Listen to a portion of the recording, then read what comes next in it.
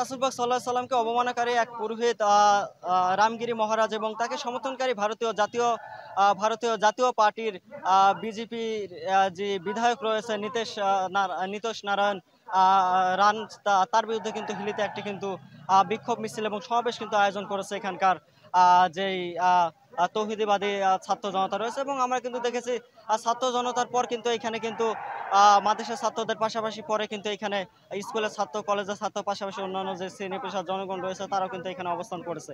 এবং এটা কিন্তু যে হিলির যে বড় মাদ্রাসা রয়েছে আল জামিয়াতুল আজিজা ইসলামী আনোয়ার উলুমের গেট থেকে কিন্তু এটা কিন্তু বাজারে যে এলএসডি গোডাউন মোড় রয়েছে সেই গোডাউন মোড়ে কিন্তু অবস্থান নেওয়ার পর কিন্তু এটা কিন্তু চুরিপট্টি দিয়ে কিন্তু রাজধানী মোড় হয়ে বর্তমানে চার মাথাতে কিন্তু অবস্থান করছে। এবং কিন্তু এখানে হিলি মাদ্রাসার যে সম্মানিত শিক্ষকগণ রয়েছে তারা কিন্তু এখানে কিন্তু বক্তব্য রাখছেন এবং তারা বলছেন যে হিন্দুদের যে প্রধান চারটি বেদ রয়েছে ঋগ্বেদ, যজুর্বেদ, সামবেদ ও অথর্ববেদ, এই চারটি বেদের কিন্তু একটি বেদও কিন্তু রাসূল সাল্লাল্লাহু আলাইহি সাল্লামকে বা অন্যান্য ধর্ম যেসব রয়েছে অন্যান্য ধর্মকে কিন্তু কটূক্তি করা বা অন্যান্য ধর্মকে কিন্তু ছোট করা কিন্তু শেখায় না। তারা বলছেন যে প্রত্যেকটা ধর্মে কিন্তু আমাদের কিন্তু শিক্ষা দেয় যে অন্য ধর্মকে কিভাবে মানে সম্মান প্রদান করতে হবে।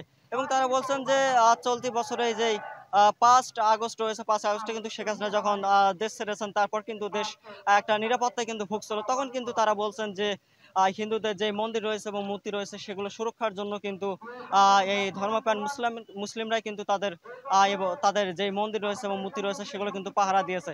তারা বলছেন যে আমাদের নবীর শানে যদি একটুও যদি বেয়াদবি হয় আমরা কিন্তু সেটা কিন্তু ক্ষমা করবো। তারা কিন্তু জোর একটা প্রতিবাদমূলক কিন্তু মানে একটি সমাবেশ এখানে সংগঠিত করেছে এবং সমাবেশ কিন্তু এখনো কিন্তু স্থায়ী রয়েছে এবং শেষের পর্যায়ে কিন্তু চলছে। এবং এখানে কিন্তু তারা কিন্তু বিভিন্ন ধরনের স্লোগান কিন্তু ব্যবহার করেছে। আমার কিন্তু এখানে ছাত্রদের সাথেও কিন্তু কথা হয়। ছাত্ররা বলছেন যে তাদের প্রাণপ্রিয় নবী হযরত মুহাম্মদ সাল্লাল্লাহু আলাইহি সাল্লামের শানে শানে যারা বেয়াদবি করছে তাদের কোনো শান নাই। তাদেরকে সে দেশের ভারতের যে সংবিধানের যে আইন রয়েছে সেই আইন অনুযায়ী কিন্তু সেই নীতিশ নারায়ণ রাম এবং তার যে পুরোহিত রয়েছে তারা কিন্তু একটি কিন্তু বিচার চেয়েছে এবং বক্তব্য কিন্তু এখনো কিন্তু চলছে। আমরা এখনো কিন্তু শুনতে পাচ্ছি যে তারা কিন্তু একটি কিন্তু প্রতিবাদী কণ্ঠ কিন্তু এখানে কিন্তু জাগ্রত করেছে এবং তারা কিন্তু এর সুষ্ঠু বিচার চেয়েছে এবং তারা কিন্তু আরেকটি কথা বলেছেন যে পূর্বেও কিন্তু দেখেছে যে কিছুদিন পূর্বে বিজেপির আরেকটি সদস্য কিন্তু রাসূল সাল্লাল্লাহু আলাইহি সাল্লামকে কিন্তু এভাবে অবমাননা করেছে যার ফলসত্ত্বে কিন্তু সেই বিজেপি থেকে কিন্তু